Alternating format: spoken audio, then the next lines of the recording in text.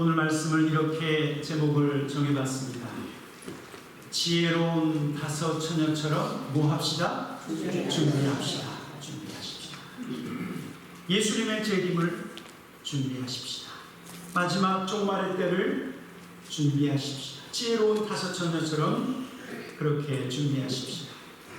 여러분, 우리는 지난주까지 좀 심각하고 마음에 부담이 있는 마태복음 24장에 있는 말씀을 계속해서 묵상했습니다.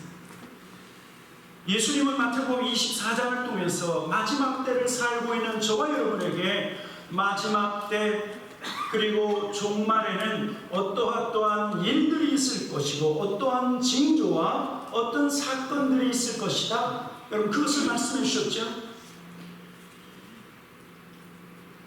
그 말씀을 내내 전하는 24장을 전하는 내내 저의 마음은 그렇게 편하지 않았습니다.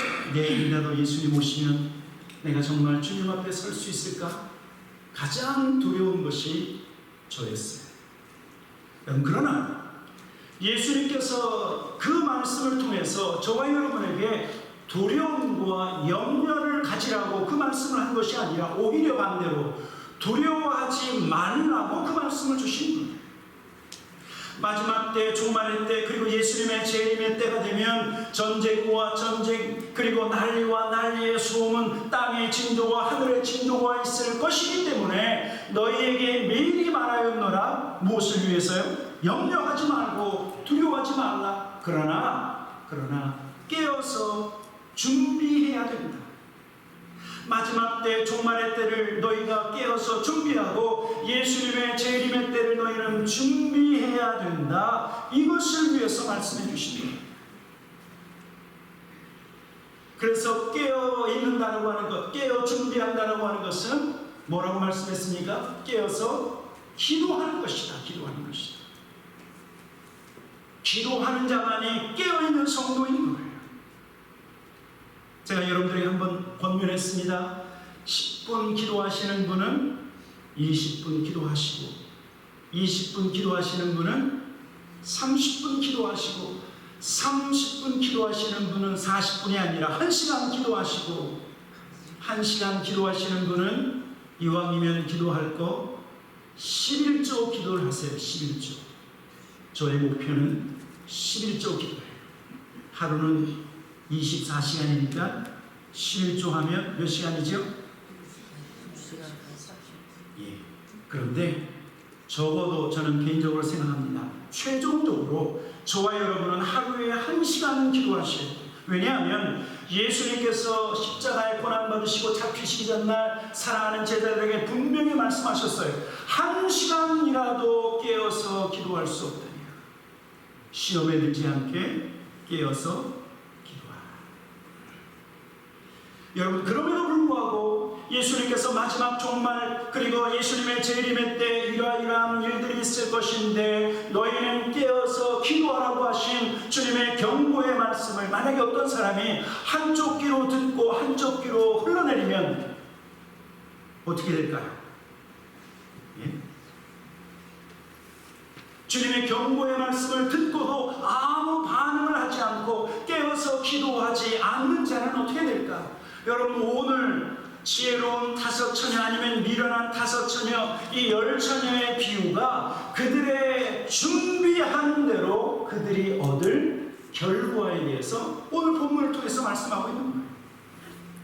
오늘 예수님은 10처녀 비유를 통해서 깨어서 준비한 자의 결과가 어떠할 것이고, 그러나 준비하지 않은 자의 모습은 어떤 결과를 맞이할 것인가?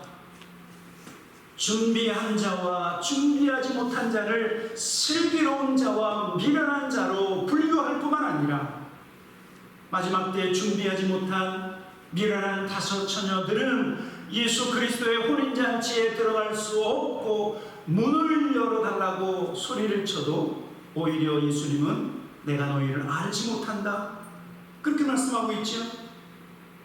여러분, 마치 이 말씀은요, 예수님께서 마태복음 5장부터 시작하는 산상수훈의 말씀 많이 아시죠?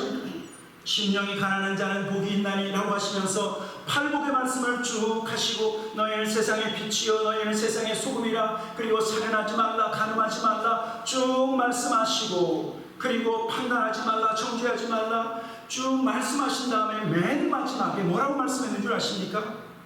너희가 만약 이 말씀을 듣고 행하면 너희는 반석 위에 집을 짓는 뭐요?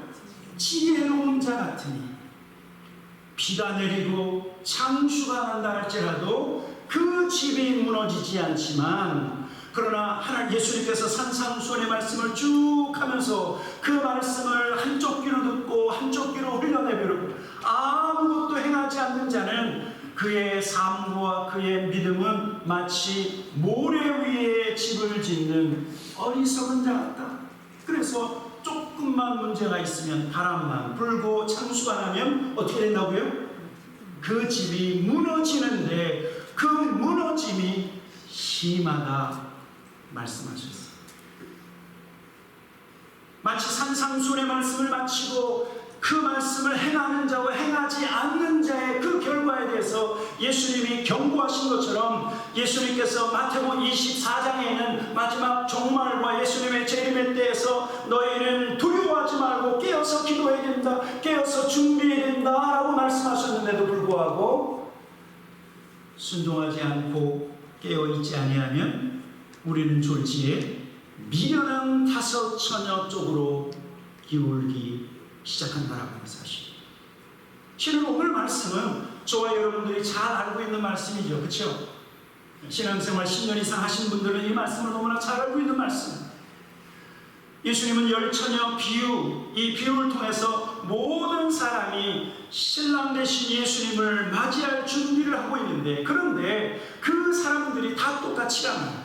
어떤 사람은 미련한 사람이 있고 어떤 사람은 지혜로운 다섯 처녀가 있다, 그 말씀을 하고 있죠. 오늘 본문 마태복음 25장 1절에 보니까 이렇게 말씀하고 있습니다.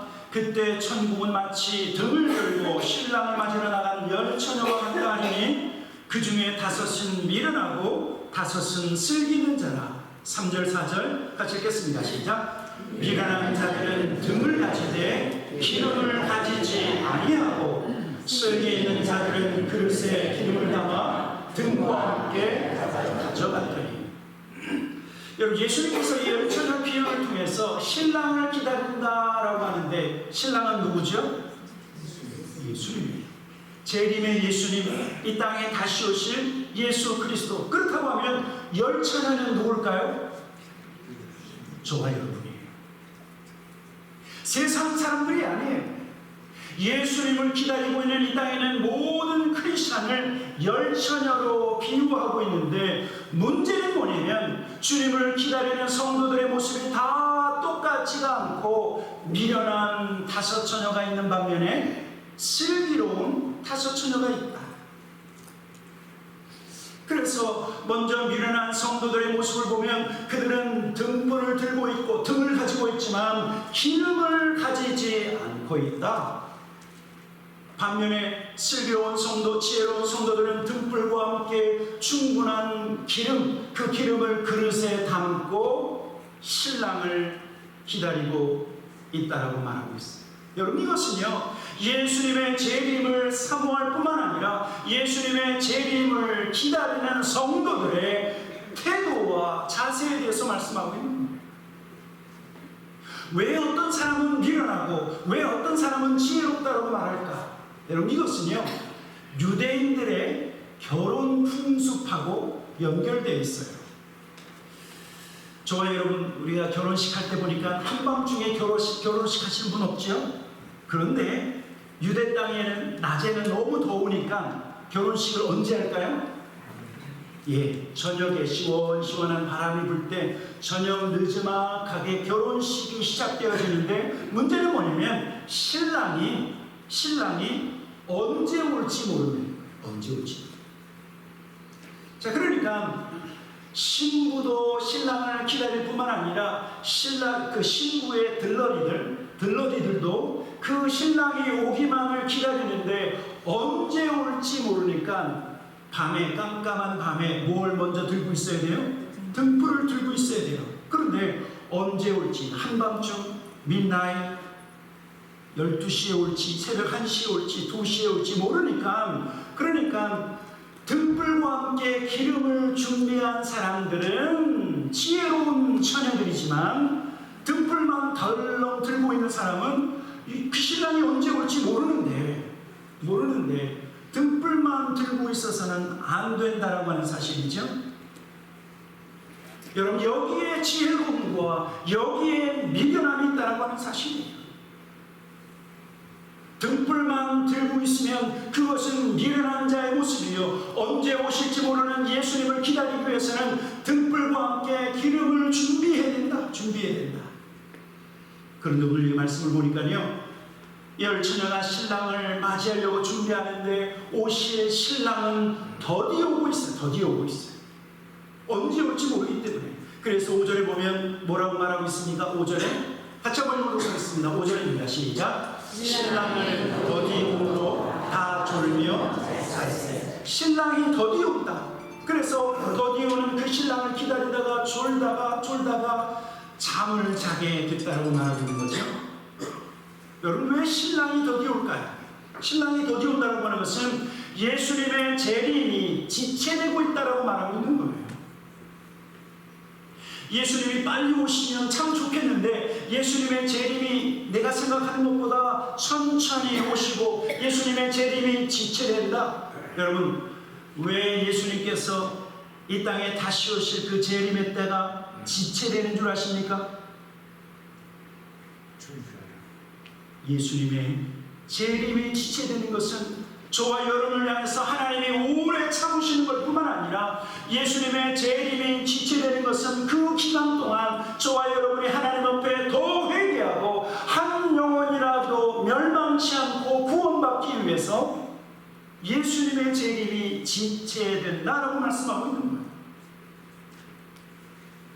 베드로후서 3장에서 말씀하고 있어요. 베드로후서 3장 9절과 10절에 보면 이렇게 우리에게 분명히 예수님의 재림의 지체가 왜 이루어지는가, 9절 10절 같이 한번 읽어보도록 하겠습니다. 시작. 주의 약속은 어떤 이들이 더디다고 생각하는 것 같이 더딘 것이 아니라 오직 주께서는 너희에 대하여 오래 참으사 아무도 멸망하지 않고 다 회개하기에 이르기를 원하시느니라. 10절. 그러나 주의 날이 두둑같이 오리니 그 날에는 하늘이 큰 소리로 떠나가고 물질이 뜨거운 불에 풀어지고 땅과 그 중에 있는 모든 일이 드러나리라.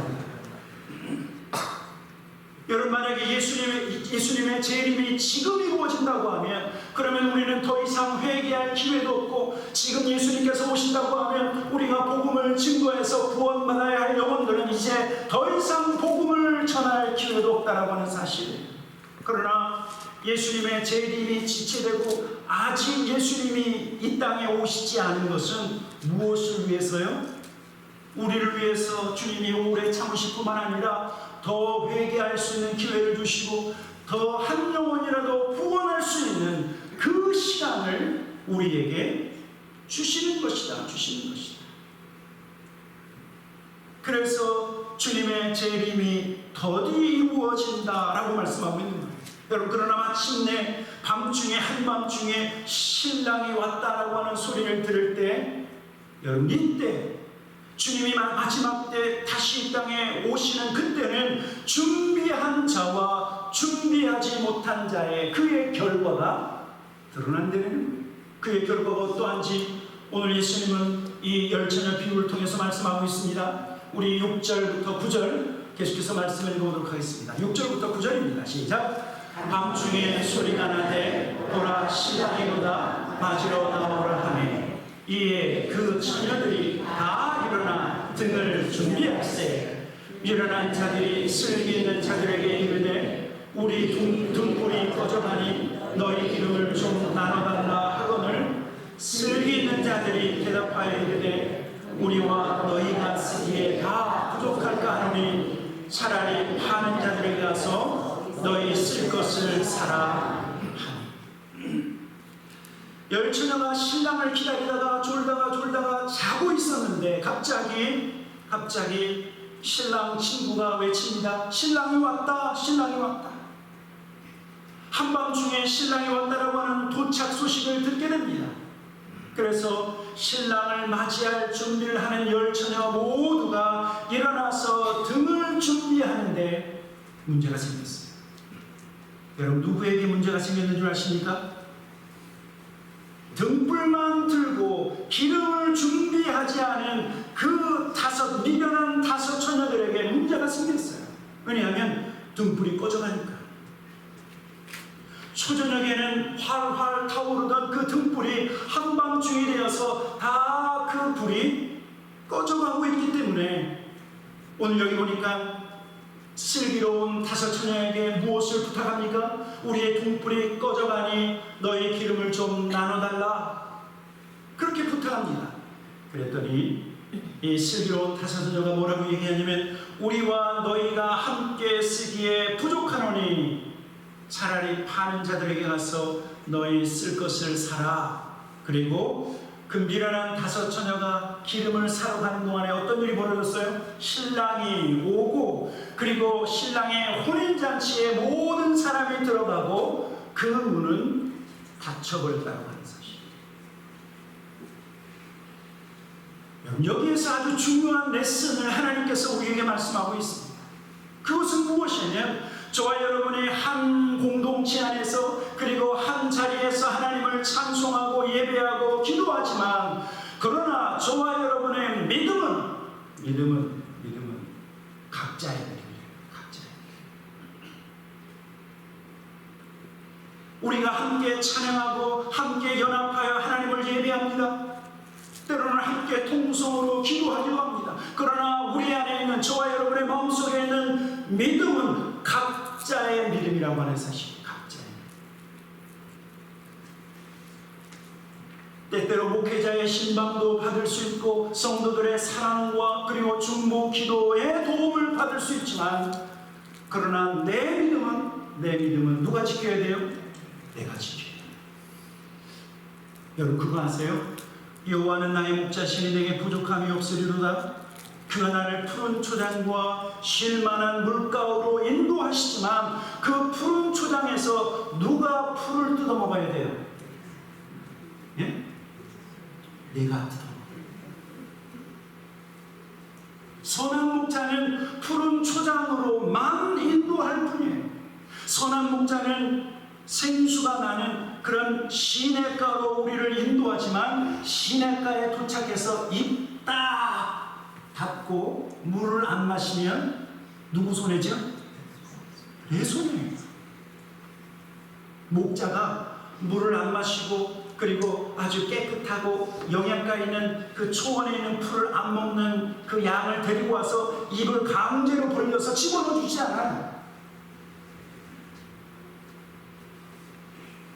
여러분, 마찬가지로 믿음은 저와 여러분 개인의 것이고, 우리 하나님과 나와의 개인적인 관계를 통해서 이루어진다고 하는 사실.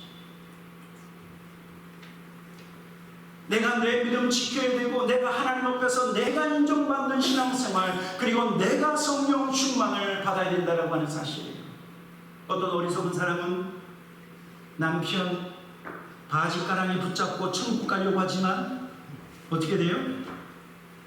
반대로 어떤 분은 자기 아내 치맛자락 붙잡고 천국 가려고 하는데 갈 수 있어요? 없어요? 없어요. 제가 한국에 있을 때 가끔 어리석은 사람들을 발견해요. 그게 뭐냐면, 아주 대형 교회, 큰 교회, 시설 좋은 교회를 다니면 자기의 믿음이 좋은 것처럼 착각해요. 그리고 어떤 유명한 목사님의 설교를 듣고, 어떤 사람은요, 내가 유명한 목사님, 먼저 소천하셨지만 내가 조용히 목사님을 아는데, 조용히 목사님을 아는 거하고 그분의 믿음하고 무슨 상관이에요? 서울에 있는 어떤 목사님도 알고, 내가 어떤 목사님도 알고, 어떤 목사님하고 내가 그 목사님하고 얼마나 친한데, 그러면서 그 친한 것 가지고 자기의 믿음이 괜찮다라고 착각하는 어리석은 사람이 있어요.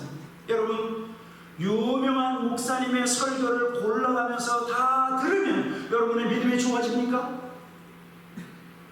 그 말씀을 듣고 내가 실천하고 내가 그 말씀대로 살아야 그래야 내 믿음이 좋아지는 거예요.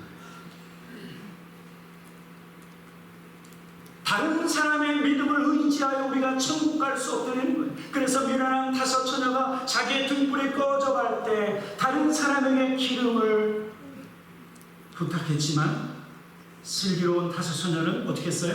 냉정하게 그것을 거절했어요.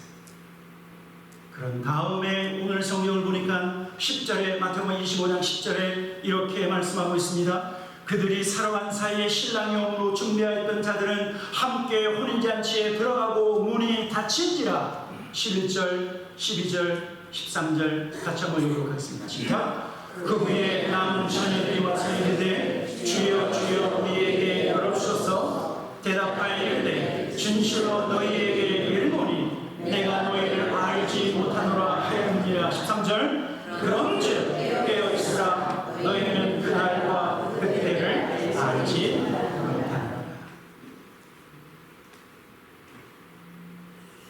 예수님이 다시 오시는 그날까지 우리가 깨어있는가 아니면 깨어있지 않는가, 준비하는가 아니면 준비하지 못하는가. 여러분 그 모습이 마지막 때는 하늘과 땅의 결과를 낳는다는 거예요. 엄청난 결과를 낳는다는 거예요.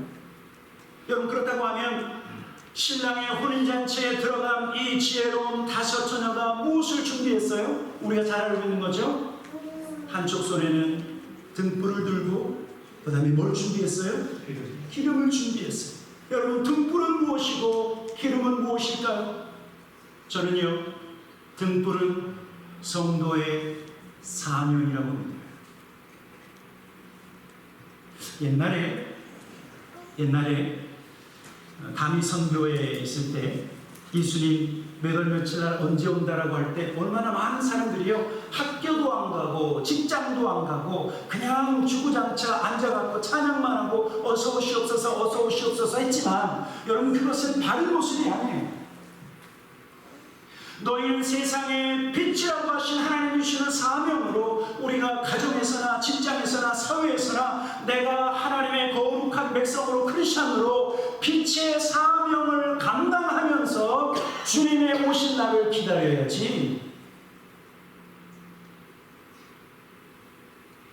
기도원은 가끔 올라가서 성령 충만을 받는 곳이 기도원이지 365일 기도원에만 있으면 어서 오시옵소서 어서 오시옵소서 그래서는 안 된다는 여러분 기억하십시오. 예수님은 저와 여러분 향해서 분명히 너희는 세상의 빛이요 소금이라고 말씀하셨어요. 여러분 이것은 우리의 사명이에요. 우리의 삶을 통해서 하나님의 선하심과 하나님의 의를 드러낼 뿐만 아니라 우리의 입술을 통해서 예수 그리스도는 구원자 메시아라고 하는 이 사실을 증거하도록 우리가 부르심을 받았기에 우리는 주님이 오실 때까지 이 사명을 우리의 십자가를 끊임없이 감당해야 돼요. 그런데 문제는 뭐냐면 이 사명을 감당하기 위해서는 등불과 같은 세상을 비추는 등불과 같은 이 사명을 감당하기 위해서는 무엇의 도움이 필요합니까? 기름이요. 기름.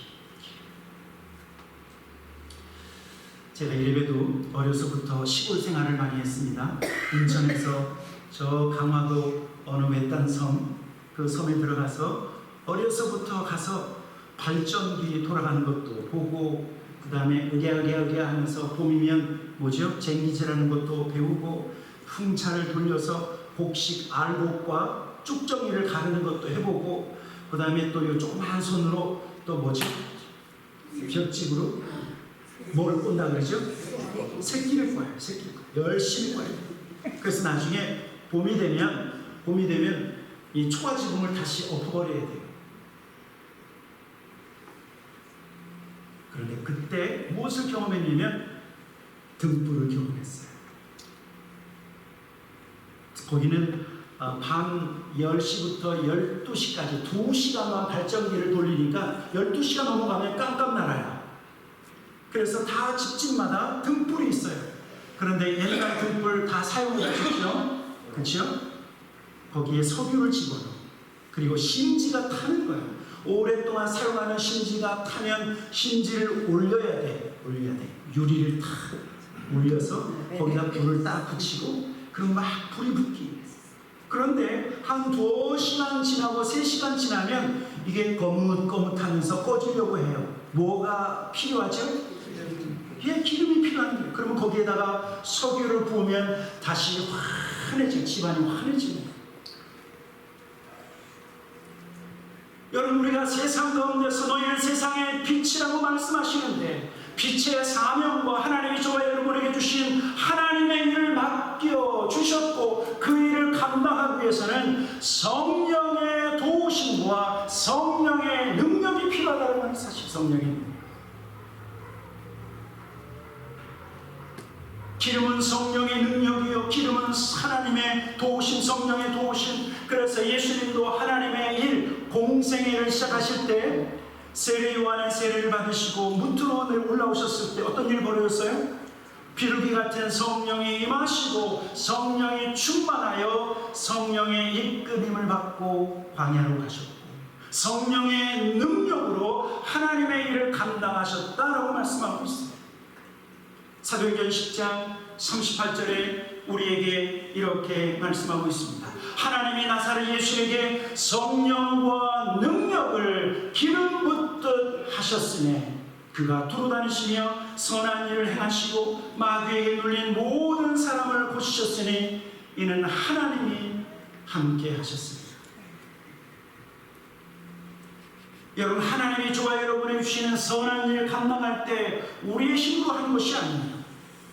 하나님의 도우심, 우리 안에 계신 성령 하나님의 도우심으로 그것을 감당할 수 있다. 그래서 사도 바울은 로마서 15장에 이렇게 우리에게 말씀하고 있는데 우리 로마서 15장 18절 19절 같이 한번 읽도록 하겠습니다. 18절 19절입니다. 시작. 그리스도께서 이방인들을 순종하게 하기 위하여 나를 통하여 역사하신 것 외에는 내가 감히 말하지 아니하노라. 이 일은 말과 행위로 표적과 기사의 능력, 그 다음에 뭐예요? 성령의 능력으로 이루어졌으며 그리하여 내가 예루살렘에서부터 두루 행하여 일누리곳까지 그리스도의 복음을 편만하게 전하여 예수 그리스도의 복음을 전파하는 것도 성령의 능력으로 감당했다. 성령의 능력. 여러분, 저와 여러분의 믿음 생활은 마치 장거리를 여행하는 롱저니와 같아요. 그런데 운전을 하고 가는 사람이 자동차 계기판을 보니까 노란 워닝 사인이 떠요. 그게 뭐죠? 기름이 모자라는. 내가 지금 하나님 나라를 향해서 오래도록 여행을 해서 출발해서 영원한 하나님 나라에 이르기까지 믿음의 여행을 하고 있는데 그런데 그 운전대에 만약에 노란 사인이 뜨면 여러분 어떻게 해야 돼요? 가까운 주유소에 들어가서 채워야죠. 그러면 한 400마일을 갈 수 있죠. 우리 4만 마일 가야 돼요. 성령의 능력으로 채워지지 아니하면 우리가 더 이상 앞으로 나아갈 수 없다는 거예요. 성령의 도우심이 없으면 저와 여러분에게 주신 직분을 온전히 감당할 수 없다는, 목회자의 직분도 온전히 감당할 수 없고 우리 장로님, 권사님, 안수집사님, 모든 집사님들의 그 직분을 감당하려고 하면 성령의 도우심이 필요하다고 말씀하고 있습니다. 그래서 성경은 저와 여러분에게 이렇게 명령합니다. 에베소 5장 18절에 술 취하지 말라. 이는 방탕한 것이니. 같이 읽겠습니다. 시작. 오직 성령으로 충만함을 받아라. 성령의 충만. 사랑하는 성도 여러분, 미련한 다섯 처녀와 지혜로운 다섯 처녀가 무엇으로 분별된다고요? 기름으로 채워져 있는가? 기름으로 준비되어 있는가? 술 취하지 말라고 분명히 말씀하셨어요. 그러면 방탕에 이를 것이요 오직 성령으로 충만을 받으라. 날마다 성령의 충만을 받아야 재림의 주님, 다시 오실 주님, 그 신랑 되신 주님이 오셨을 때 그 혼인잔치에 들어갈 수 있다라고 말씀하고 있는 것입니다. 저와 여러분의 손에 등불이 들려지기를 주님의 이름으로 축원합니다. 등불과 함께 무엇이 준비되어져야 돼요? 기름. 여러분, 그래서 제가 모일 때마다 성령 충만. 우리는 성령의 사람이 돼요. 베드로처럼, 바울처럼, 그리고 요한처럼, 주님의 제자들처럼 성령의 사람이 될 때 다시 오실 예수 그리스도 그 혼인잔치에 저와 여러분 모두가 참석해서 그 혼인잔치의 기쁨을 함께 누리는 놀라운 역사가 있을 줄 믿습니다. 아멘. 같이 기도하도록 하겠습니다.